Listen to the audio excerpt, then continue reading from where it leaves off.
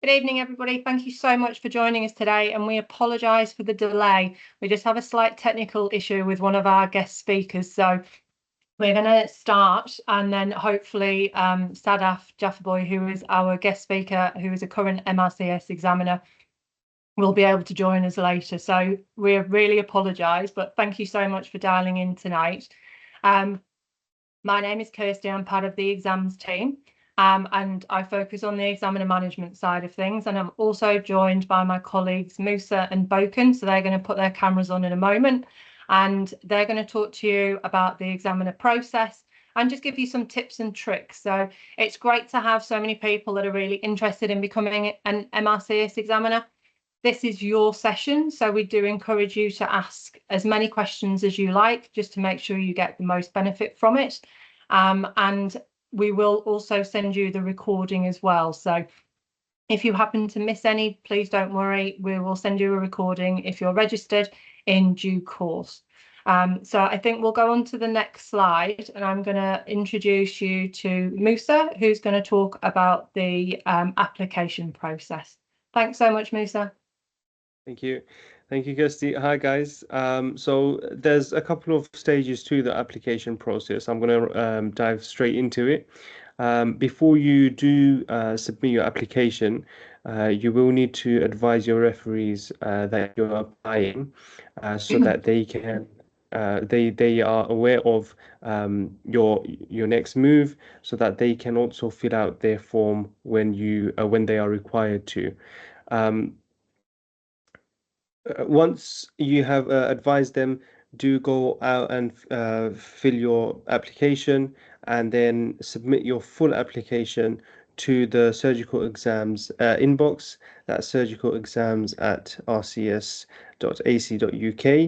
We'll send the email address within the chat as well. Once you've done that, the applications are then sent to the Chair of Examiners, Court of Examiners, sorry, and DSEC Chair, and they are then going to look at the application and approve that. Once it has been approved, it will then go to the next person, which is the ICBSC. And they will then go through the application and also approve from their end.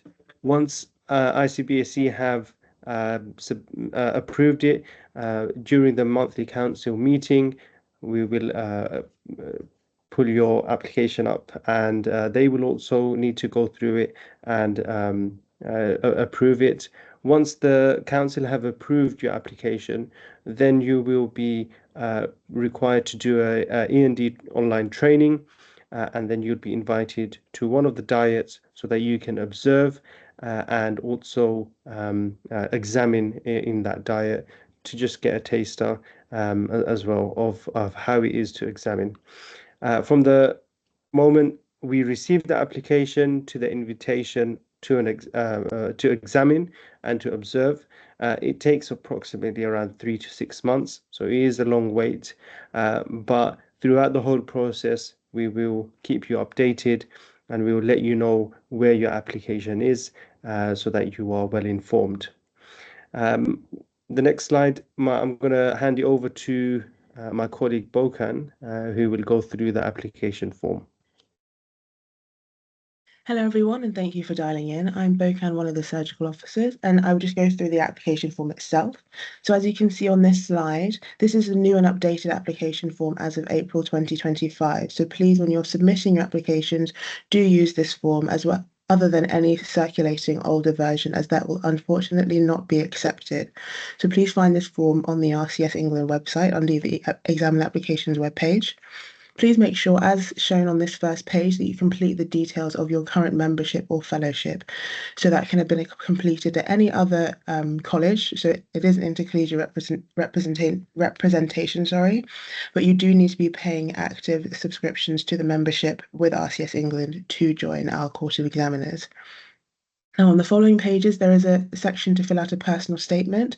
And on the referee document on the very first page, there is a person specification detailing all the criteria needed to be an examiner. So please do use this when filling out your personal statement to show your enthusiasm and motivation to become an examiner with us. As mentioned by my colleague Musa, please do inform your referees of your application prior to submission, as that is usually the stage at which the application is halted. So please make sure that they have sufficient time to complete their referee forms.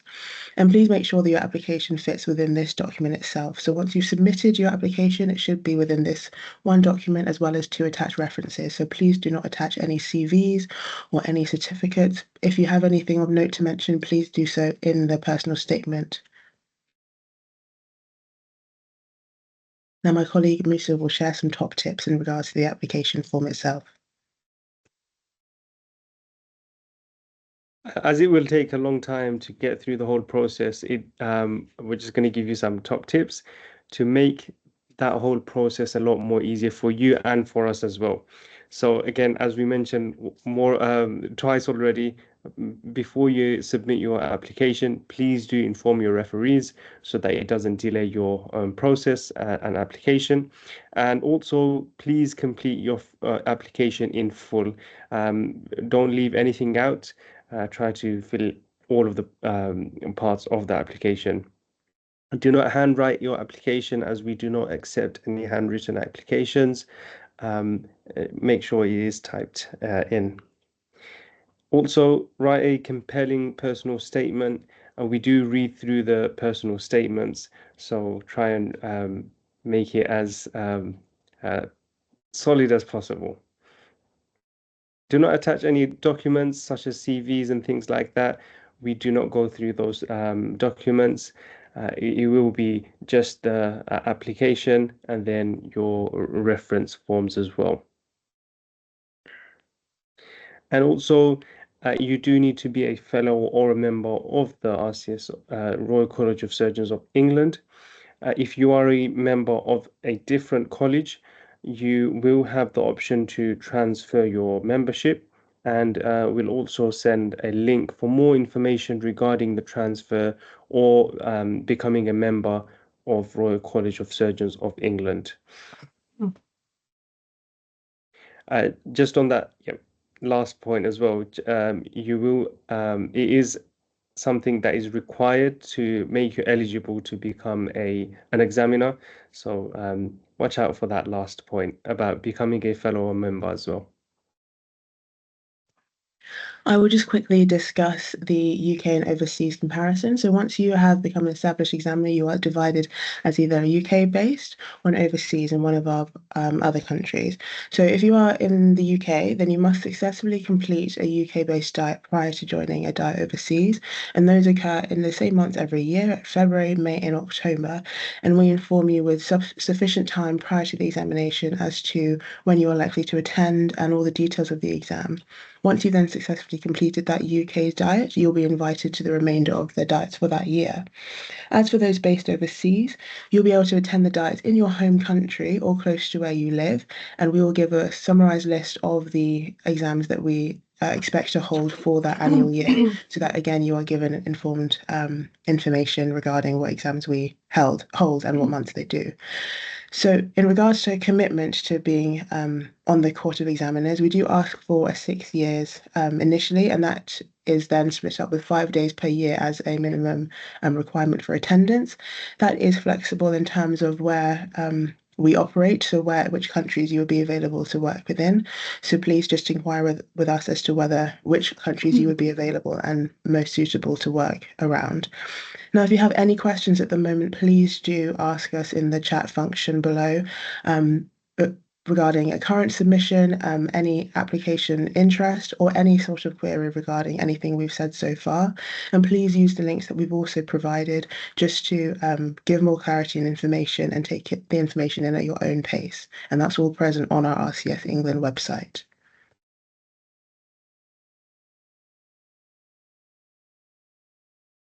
Thanks, Boken. Oh, sorry, my voice has just gone there.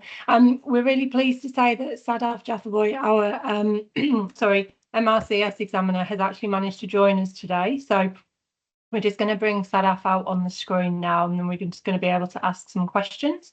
So please bear with us one moment. Hey Sadaf, thank you so much for joining us tonight, and sorry we had a few technical issues there for you, so a bit stressful. But yeah, thank you so much for joining us. We normally would bring you right at the beginning of the webinar, so we've just changed a few things around. So thank you for everybody online while we scoot through a few technical issues. But we just want to be able to talk to you a bit about what the day in the life of examiner is like. So I didn't do a full introduction prior because you obviously weren't online initially. So I'm just going to let everybody online know a bit about you before we go into the questions. So you're a consultant oncoplastic breast surgeon at the University Hospitals of North Midlands. You graduated from Pakistan and completed postgraduate training in the UK. She completed her higher surgical training in the West Midlands and joined as a consultant after completing an oncoplastic fellowship. Sadaf has a keen interest in medical education and is an honorary lecturer at Keele University. And she's also a member of the Education and Training Committee of the Association of Breast Surgery UK. And as I said before, we're going to talk to you, we're going to ask you some questions so you can give those online just a bit of an understanding of what to expect. So a bit of a day in the life of an MRCS examiner. So as you can see, the first question there, Sadaf, is how long have you been an examiner and why did you join? So thank you, Kirsty, for having me here. I hope you can hear me okay. Yes, and apologies for joining a little late.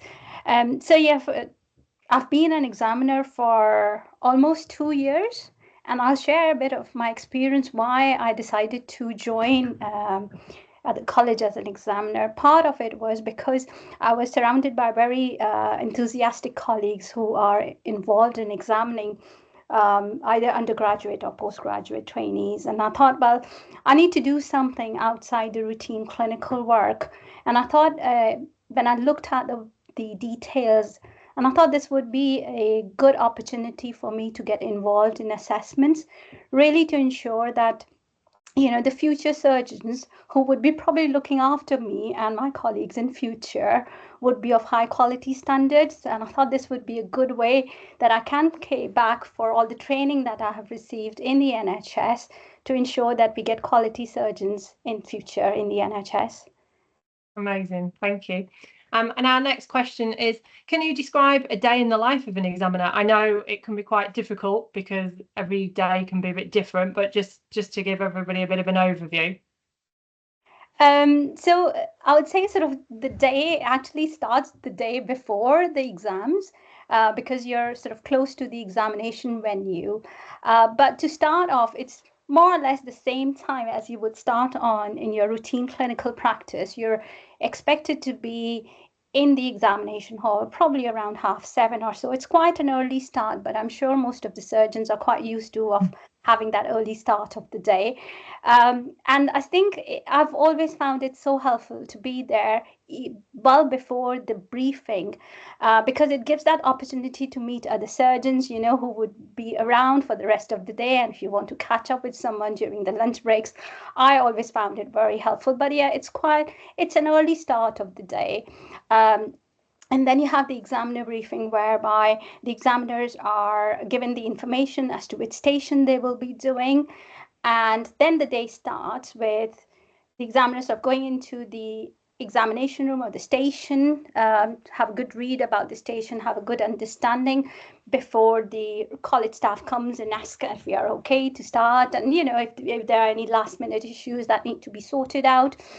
And then the circuit starts. So it goes on. And once you've completed the morning circuit, there's a lunch break for about half an hour or so. And the afternoon circuit then starts. So it goes on. And of course, if there are any breaks, I have to say the college team has been very helpful. So they go and inform us when there is a little break, maybe for one station or something like that. But yeah, usually it is quite an intense day, I have to say, but it is very helpful. And by the end of the day, when you examine so many candidates, I think it's very rewarding that you think you've achieved something, you've done something. But yeah, it is a busy day, but and probably no different to what we do in a day-to-day life. Yeah, great. Thank you so much. I think a couple of things probably to note for those is if you're in a UK exam, we use iPads for marking. And then there's also, should any technical issues happen, there's paper mark sheets as well. But if you're in an overseas exam, it's all paper mark sheets. So that's one of the main differences as well. And one of the other things to note as well is if you're based in the UK, you generally are in a different room. So you have a different station in the afternoon, whereas when you're overseas, you have that same station for the whole day. Just something to note as well. Is there anything else that you'd like to add in terms of a day in the life during the day? So I think, like I said, you know, when you come in and start early in the morning, you meet your fellow colleagues who will be there for the rest of the day, and if you're there for kind of the rest for the subsequent stations as well. So you get an opportunity to meet a lot of other surgeons from different specialties. You tend to meet them during lunch breaks, and if you want to, you know, go and sort of have a cup of tea with them, or and sometimes at a college dinner. So, you know, that's after the exam has ended. But it's usually I wouldn't, you know, it's usually quite a busy day, I must say. Yeah, cool. We've just had a question come up that I've just noticed, so, and it sort of fits into what we're saying. So it's how many candidates do we have on average per day? So we run a morning and then an afternoon session, obviously, like you've mentioned, and we have generally 20 candidates in each session when you're overseas, and then up to about 22 when it's in the UK. So hopefully that answers your question. If we'll just go on to the next question. So the next question is all about leave, which I know is quite a big thing, especially for those working in the NHS trying to take time off. So can you just talk a bit about how you navigate leave when you're wanting to attend an exam?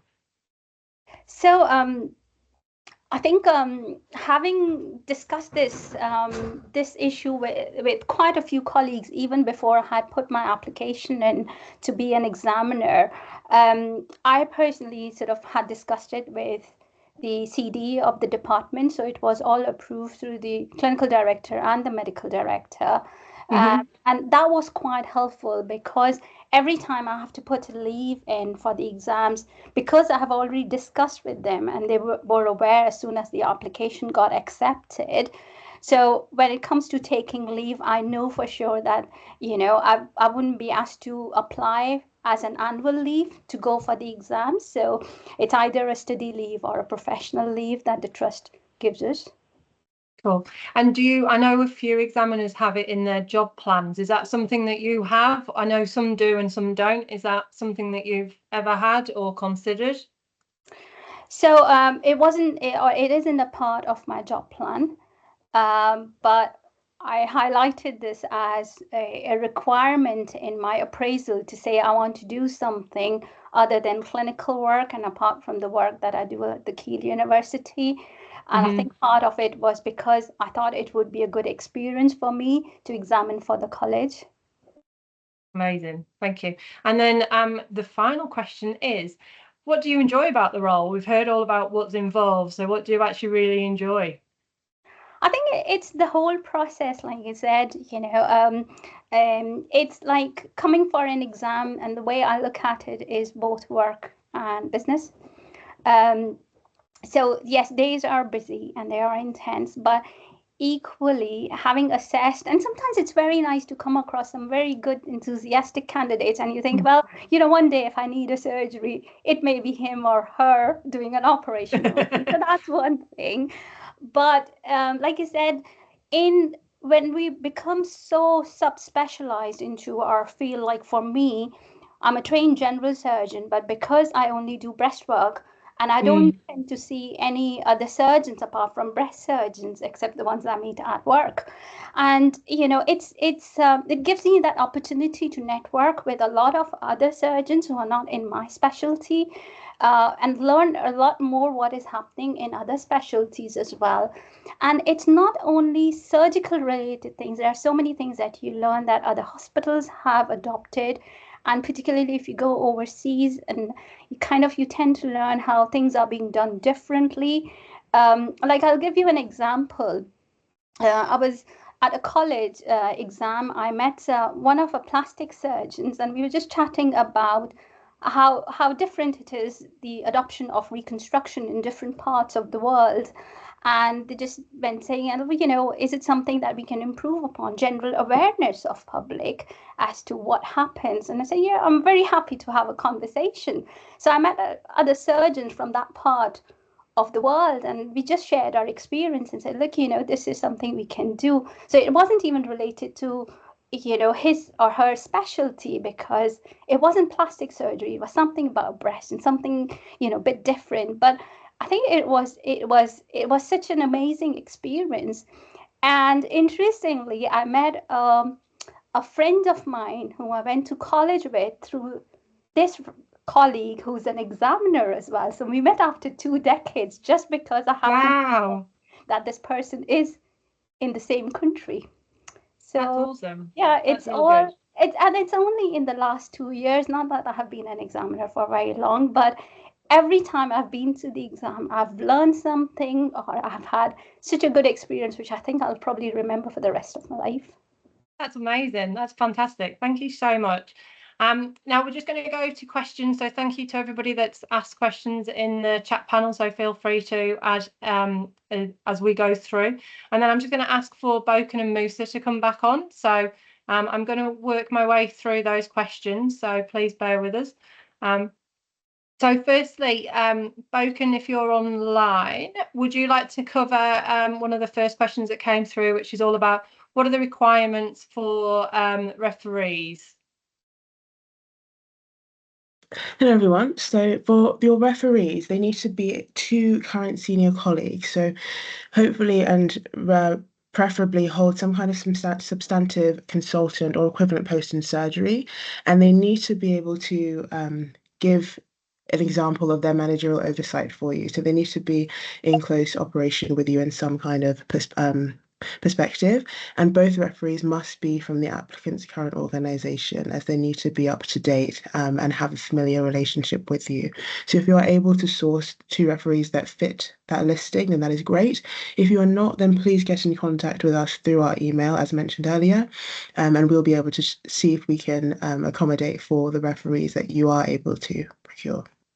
Brilliant. Thanks, Boken. The next question was just about any written material for the whole process of becoming an examiner. So I might just ask the team, Sabrina and Sienna, that are also part of the exams team and working behind the scenes, if they wouldn't mind adding the link just to the chat now as well. Again, that would be great. Next question is about CPD. Musa, would you like to answer that one? Is claiming CPD something that you can do as part of an examiner, being an examiner, sorry? Yes, you can claim the hours as CPD, and we do send everyone who participates in the exams a certificate, and per day you can claim 9 hours for that whole day.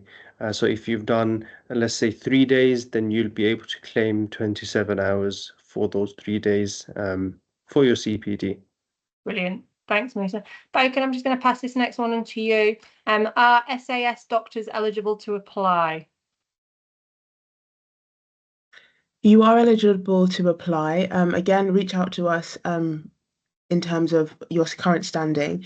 So if the only facet is that you have to be you can't be locum, so you have to be in a permanent position, a permanent surgical position in your current job. So again, reach out to us personally if you feel like you do not satisfy those requirements, but all the requirements are listed on the first page of the application reference document. Cool. And I might just ask Sienna and Sabrina if they wouldn't mind just adding the link to our email, so the surgical examiner's email as well, just so if anybody has any questions, they can contact us directly. We have one question that is, what are the basic eligibility requirements for becoming an examiner? Is there a minimum time requirement after passing the exam to qualify, and does holding the FRCS affect or override any of this criteria? Boken, do you want to add the first bit? So what are the basic eligibility requirements for becoming an examiner? So the basic requirements are that we need to have some kind of good standing with the college. So as mentioned previously, they must be up to date with their annual fees and with their membership, that there must be a full and unrestricted registration with the relevant regulatory body, whether that's the GMC in the UK or the equivalent overseas, that they will be under probation for the first 3 diets of the exam. So hopefully everything will go smoothly and they'll be, although they are fully admitted to the court, then after that probationary period, they will be completely no frills members of our Court of Examiners. And as mentioned previously, the minimum tenure of 6 years and a very maximum of 21 years. But if you can give us 6 years, that would be great to begin with. Yeah, don't think too long term, just go with the 6 initially. And does anybody want to comment on does holding the FRCS affect or override any of this criteria? I don't think No, it would not override. We just ask that if you have sat, it would be in your good standing to have the FRCS, but our only requirement with those qualifications that you do apply to be an examiner at least 8 years after you've sat your MRCS examination. Cool. We have a question about do they consider the subspeciality of the examiners? Do examiners only examine when they're specialist interests? So the idea is, as a clinician, as a clinical examiner, you will be able to go into any station, and depending on the situation, you know, depending on what your speciality is, we may try and put you into that particular station that covers your speciality, but the idea is you can work in any of those stations. So hopefully that answers that question. Sadaf, is there anything that you want to add to that? No, I was about to say the same. You could be examining for a completely different specialty, but yeah. Cool. And I think we've got one final question, so you have a couple of minutes left if you wish to add any questions, but how the overseas examination is different from the UK. Oh, Spoken, maybe this will come back to you. So can you just explain maybe the difference between the UK and the overseas exam, apart from the use of iPads and maybe changing of stations in the afternoon? Is there anything else that's particularly different between both overseas and UK? So particular of note, other than you mentioned, obviously the iPads and the change of stations, is just acclimatizing yourself with the culture and the people that you see overseas. So you're meeting a whole new breadth of people. You're finding comfort in the local host and all the wonderful local invigilators and examiners they provide for us. So I guess you get to meet a lot more people just being overseas in that basis. And with the examination itself, it should not be any different to the UK exam, as we do standardise the examination. So all the questions, scenarios, answers, the method of marking are exactly the same. And we do provide briefings prior to the examination, just so you are aware and up to date if you haven't examined in a long time. And we do let you familiarise yourself with the stations you will be in just an hour or so before you're meant to examine. As Sadaf mentioned, you might be examining as a clinician in a specialty in which you're not familiar, so we will give you time to acclimatise yourself with that. But on that standing with the examination itself, there should be no difference, other than you get to meet a lot more wonderful people. Oh, And sorry, just one thing of note, with the examination dates that we do have overseas, we do offer exams and attendance in blocks. So if you were to attend, for example, the Cairo diet, then you attend in the block and it will be within a 4-day block. Whereas in the UK diets, depending on your availability, you can attend for a few days, then return to your home and come back a few days again. So that's up to your flexibility. Yeah, thank you. Amazing. And talking of Egypt, that's where Boken and Musa are currently dialing in from. So we're currently running the exams in Cairo as well. So yeah, Sadaf, is there anything that you'd like to add to that at all, or you quite happy? No, I thought it would be helpful for people who are interested to know that, you know, the exam, particularly when you come in for the first time, it can feel a little daunting, that, you know, it's a different environment. But I think one thing is quite comforting, that, you know, you spend at least, if not the whole day, at least you spend the whole morning observing different stations. And, you know, that is quite a good opportunity to observe lots of different examiners, see how they mark, what are the things that they do. And of course, you come across good and bad candidates when you're just an observer. I wouldn't say just, because it's a different experience, and more so when you are examining. Although you would have read through all the station, and particularly if it is a specialty of a different specialty which is not of your interest, you've always got that opportunity to clarify things with the chief examiner as well. So and there are lots of opportunities. So I just wanted to say that it can feel a little bit daunting, but actually having done this and having experienced it is really not the case. Amazing. Yeah, I was going to mention the supervisor, which Sadaf just mentioned. So there's supervisors on each diet, and they will, as a brand new examiner, you will go through training with them direct before you actually start. And then, as mentioned, you will observe in stations before you go and examine as well. So there's plenty of opportunity to sort of ask loads of questions. And again, when you are examining anyway, that opportunity before the candidates start will be with supervisors and things. So if you've got any questions on the particular scenario that you're looking at, that's what the supervisors and the team are there for, to help with that as well. So hopefully that's answered all of your questions. I'm just going to quickly check. We don't have anything new. No, that's brilliant. So thank you so much for everybody dialing in today, and apologies again for starting a bit later due to technical issues. But I think that's actually spot on half an hour, even though we were a bit later. So thank you once again, and we will send you the recording. So if you have any questions, please feel free to use the surgical examiner's email, but we will be sending you the recording in the next few days. Thanks very much. Thanks again. Take care. Thank you, everybody.